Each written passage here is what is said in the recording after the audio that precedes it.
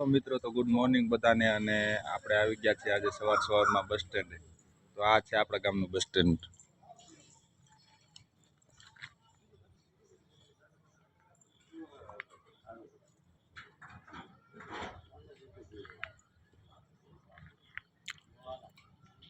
આ છે બાપા સીતારામનો ઓટો ને આ છે અશોક દાદાની દુકાન.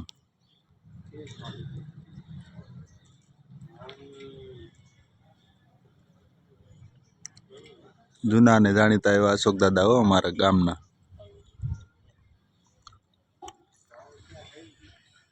અને આ છે શાક બકાલાની દુકાન.